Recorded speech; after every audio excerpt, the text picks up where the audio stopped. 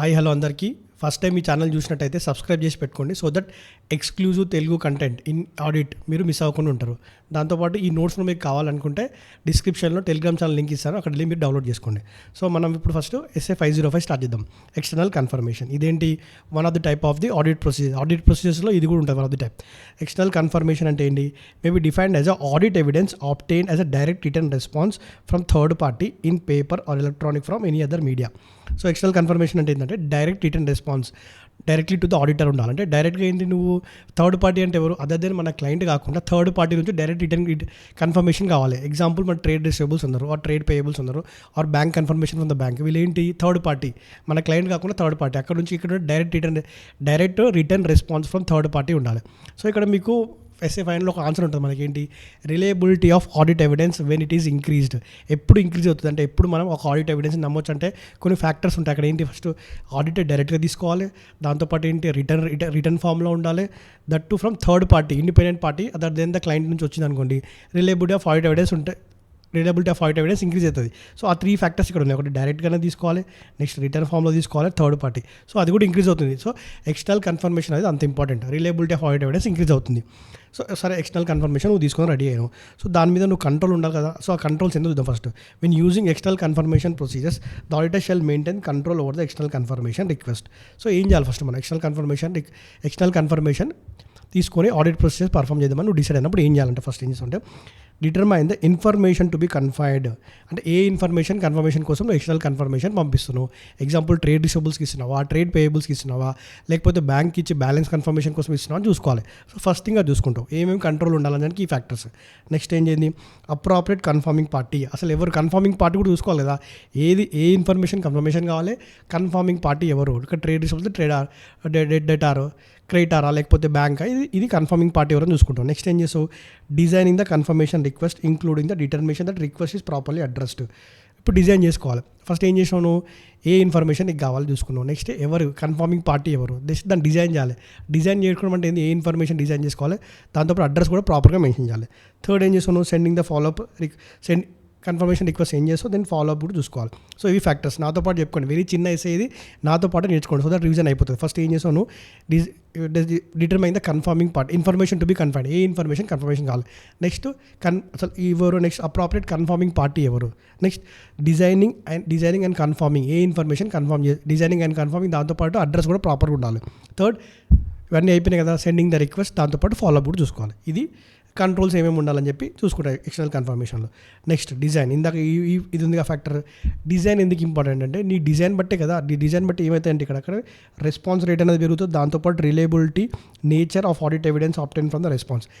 ఇప్పుడు నీ డ్రాఫ్టింగ్ బట్టి, నీ లేఅవుట్ బట్టి, ఆర్ నువ్వు ఎలా పంపిస్తుంది దాన్ని బట్టి రెస్పాన్స్. ఒక ఇన్ఫర్మేషన్, ఒక కన్ఫర్మేషన్ రిక్వెస్ట్ ఆర్ ఒక ఏదైనా డ్రాఫ్టింగ్ బాగుంటేనే రెస్పాన్స్ రేట్ అంతే బాగుంటుంది. సో ఆ ఫ్యాక్టర్స్ ఏందో చూద్దాం మనకి. సో నువ్వు ఇచ్చే డ్రాఫ్టింగ్ బట్టే ఆర్ ఇచ్చే డిజైనింగ్ బట్టే ఈ రెస్పాన్స్ రేట్ అనేది, దాంతోపాటు reliability of audit evidence increase అవుతుంది. సో ఫస్ట్ చూద్దాం మనం ఏ ఫ్యాక్టర్స్ అంటే ఆబ్వియస్లీ లేఅవుట్ అండ్ ప్రజెంటేషన్. నీ లేఅవుట్ అండ్ ప్రజెంటేషన్ బాగుంటే ఏమవుతుంది, డిజైన్ బాగుంటుంది. మనం ఏం చేస్తున్నాం, ఫ్యాక్టర్స్ ఏందని చూస్తున్నాం. డిజైన్ బాగుండాలంటే లేఅవుట్ అండ్ ప్రజెంటేషన్ బాగుండాలి. Next assertions being addressed. మనం SA 5లో చూసినాం. అసర్షన్స్ అంటే ఏంటి చూసాం కదా మనం, అంటే నీకు వాల్యుయేషన్ గురించి కావాలా, దాని ఎగ్జిస్టెన్స్ గురించి తెలుసుకోవాలా, లేకపోతే అమౌంట్స్ గురించి తెలుసుకోవాలా, ఇవన్నీ అసర్షన్స్ ఉంటాయి కదా. ఏ అసర్షన్స్ నువ్వు తెలుసుకోవాలనుకుంటున్నావు అది చూసుకోవాలి. నెక్స్ట్ ఏం చేస్తావు, నెక్స్ట్ ఐడెంటిఫైడ్ రిస్క్, దాంట్లో రిస్క్ ఎంత ఉంది, risk of material misstatement.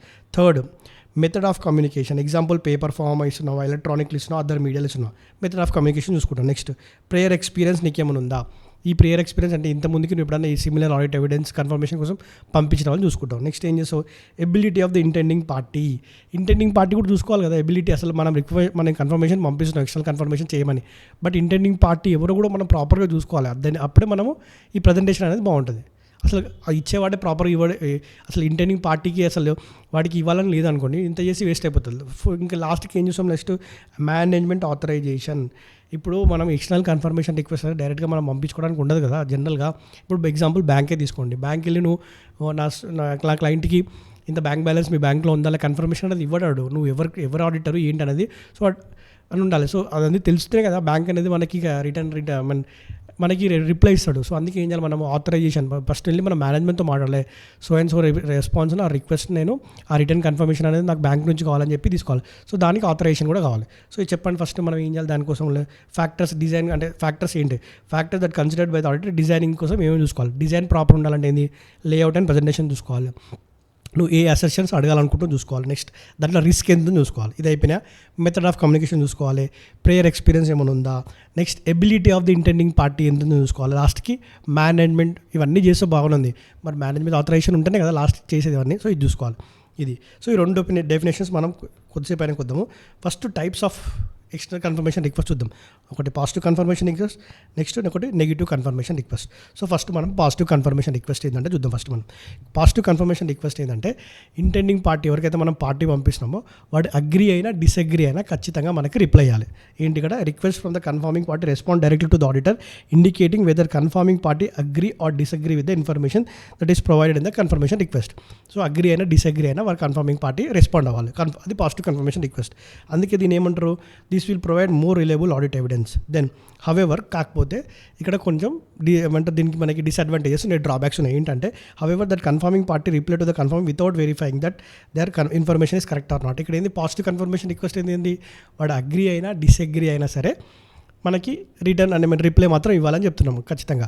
So వాడు ఏమనుకుంటాడు, ఎట్లాగో ఇవ్వాలి కదా, ఏదో ఒక ఇన్ఫర్మేషన్ ఇస్తాం వెరిఫై. ఇప్పుడు ఎగ్జాంపుల్ నీ దగ్గర డేటాస్ ఒక బ్యాలెన్స్ ఉంది, నువ్వు వెళ్ళి పంపించిన డేటాస్ నిజంగా నీ అంత బ్యాలెన్స్ నువ్వు ఇంతనే నిజంగా మా క్లయింట్కి ఆర్ నీ క్లయింట్కి నువ్వు ఇంతే డేటా బ్యాలెన్స్ ఉన్నావా అంటే వాడు ఏం వెరిఫై చేయడు. ఎందుకంటే పాజిటివ్ కన్ఫర్మేషన్ రిక్వెస్ట్ నేను చెప్పిన ఫస్ట్ నువ్వు ఖచ్చితంగా రెస్పాండ్ అవ్వాలని చెప్పిన. సో ఇన్ఫర్మేషన్ వెరిఫై చేయకుండానే మనకి కన్ఫర్మేషన్ ఇచ్చేస్తాడు. సో ఇది ఒక డ్రాబ్యాక్ ఉంది. అందుకే మనం ఏం చేయాలంటే the auditor may reduce the risk of not stating the amount in the confirmation request. Example బ్యాంకే తీసుకున్నాం. మనం ఫైనాన్షియల్ స్టేట్మెంట్లో చూసినప్పుడు ఒక 50 lakhs బ్యాలెన్స్ ఉంది.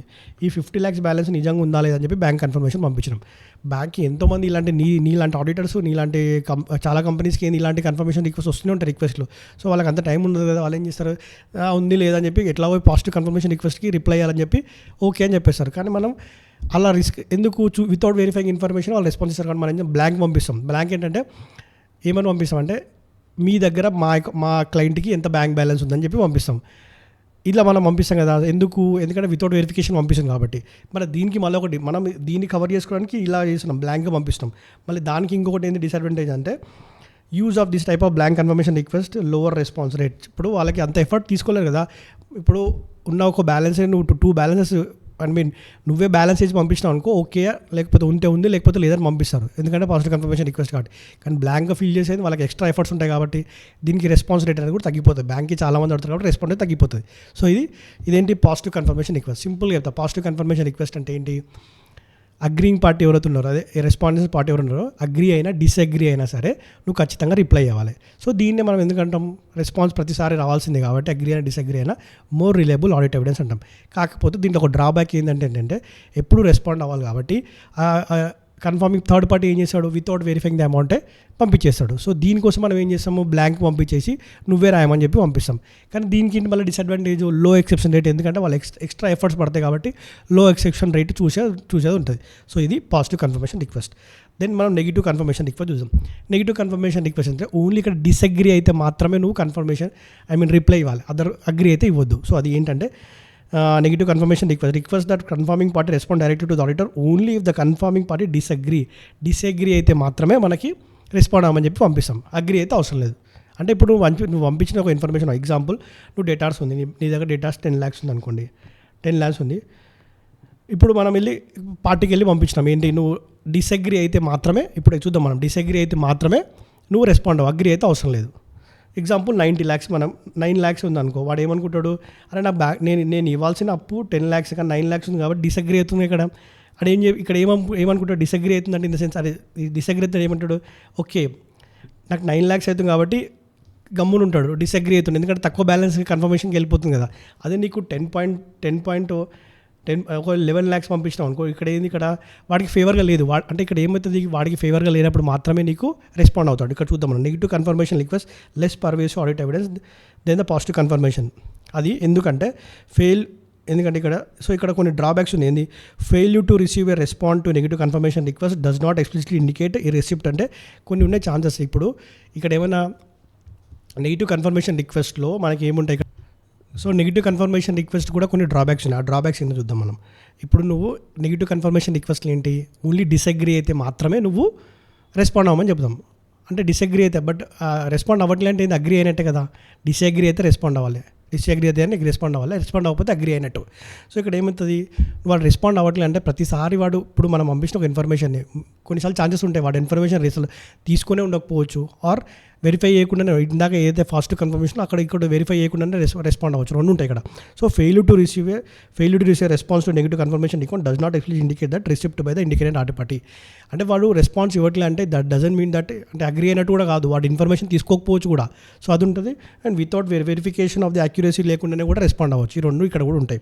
అందుకే ఇంకోటి ఏంది ఇక్కడ ఏమన్నా మనము ఓన్లీ డిసగ్రీ అయితే మాత్రమే నువ్వు రెస్పాండ్ అవ్వాలని చెప్పినాం కదా. సో కానీ ఎప్పుడైతే ఎగ్జాంపుల్ మనం ఒక ఎగ్జాంపుల్ తీసుకుందాం. డేటాస్ బ్యాలెన్స్ ఉంది, మనకి డేటాస్ బ్యాలెన్స్ ఉంది అనుకో, 10 lakhs ఉంది. మనం కన్ఫర్మేషన్ రిక్వెస్ట్ పంపించినాం, నువ్వు రెస్పాండ్ అవ్వు 10 lakhs ఉందని. 10 lakhs వాడు నిజంగా యాక్చువల్ బుక్స్ ఉంది, కానీ మనం ఏం పంపించినాము 11 lakhs ఉందని పంపించినాము. వాడేమనుకుంటాడు నేను 11 lakhs వీలేంది నేను 10 lakhs అప్పు ఉంటే 11 lakhsకి పంపిస్తున్నారని చెప్పి రెస్పాండ్ అవుతాడు. అదే 9 lakhs అనుకో, 9 lakhs ఉంది, ఒకవేళ మన 9 lakhs కన్ఫర్మేషన్.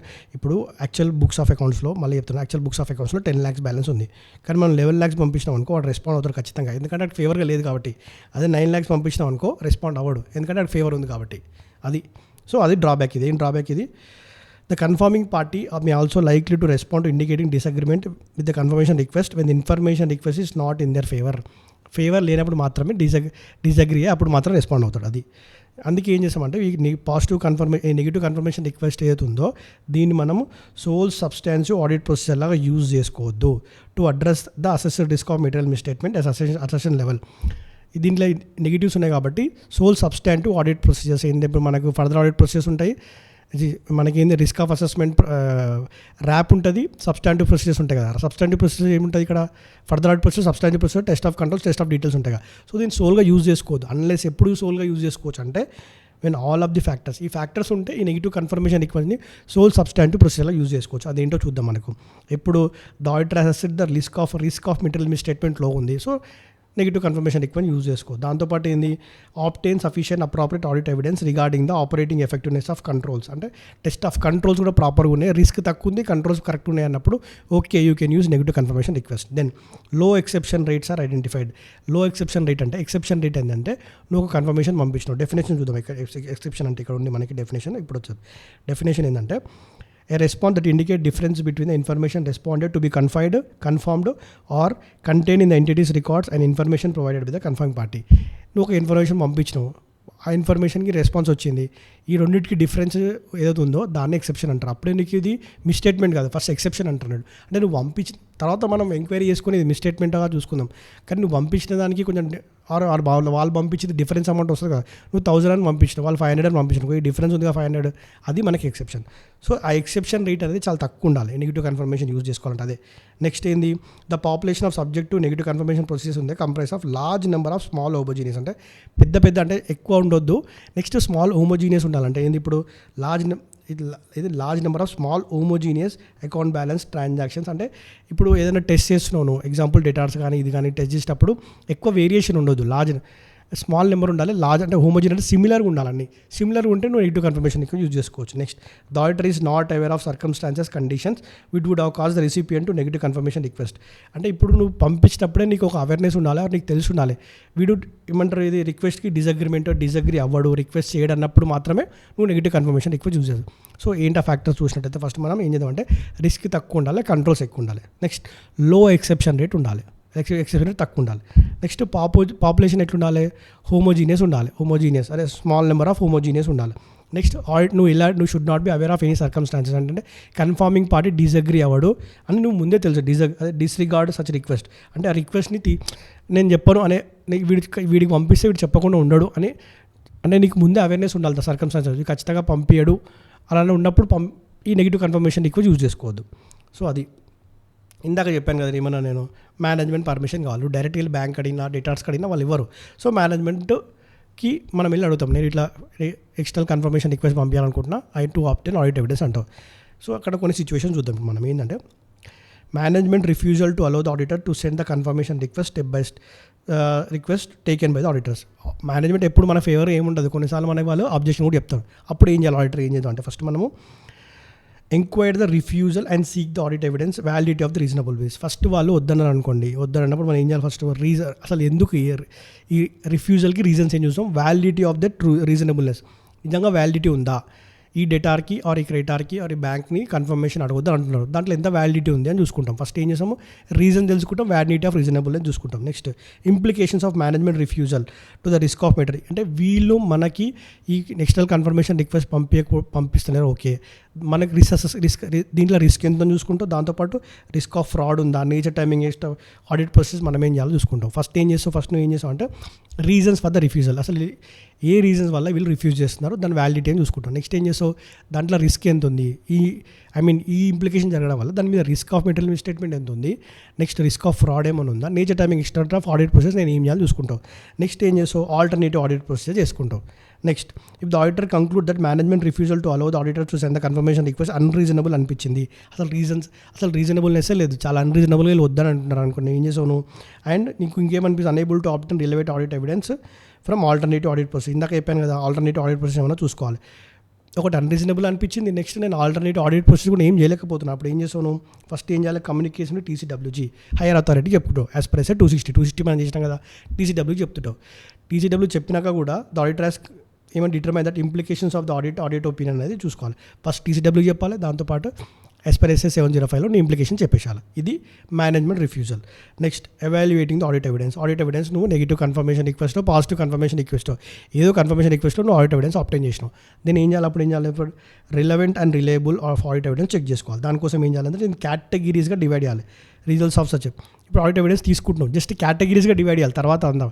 ఎవాల్యుయేషన్ మన పోర్షన్లో లేదు, జస్ట్ కేటగిరీగా డివైడ్ చేస్తాం. ఏం చేస్తాం అంటే ఫస్ట్ మనం ఏదైతే ఇన్ఫర్మేషన్ అడిగినామో అది కేటగిరీ అంటే విత్ అప్రోప్రియేట్ కన్ఫర్మింగ్ పార్టీ ఇంటికి అగ్రి అయ్యారా, agreement with the information provided or providing the requested information without exception. మనం ఏం చేయాలంటే మనం ఏదైతే ఇన్ఫర్మేషన్ పంపించినామో దానికి నిజంగా అంటే ఏ రిక్వెస్ట్లో అగ్రి అయ్యారో, దాంతోపాటు ఏంటి మనం అడిగిన ఇన్ఫర్మేషన్ ఇచ్చిరా లేదా వితౌట్ ఎక్సెప్షన్ లేకుండా ఇచ్చిరా చూసుకోవాలి. Next response deemed unreliable. ఏదైతే రెస్పాన్స్ వచ్చిందో డీమ్డ్ అంటే చూడంగానే అర్థమైపోతుంది రిలయబిలిటీ లేదని చెప్పింది, అది కూడా కేటగిరీ వైజ్గా డివైడ్ చేయాలి. అన్రీజనబుల్. నెక్స్ట్ నాన్ రెస్పాన్స్ ఎంత ఉన్నాయి, మనం పంపించిన నాన్ రెస్పాన్స్ ఎంత ఉన్నాయి.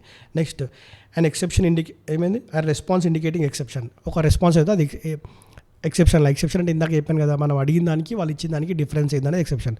సో ఇవి మనం కేటగిరీ వైజ్గా ఎవాల్యుయేషన్ చేసుకోవాలి ఆడిట్ ఎవిడెన్స్.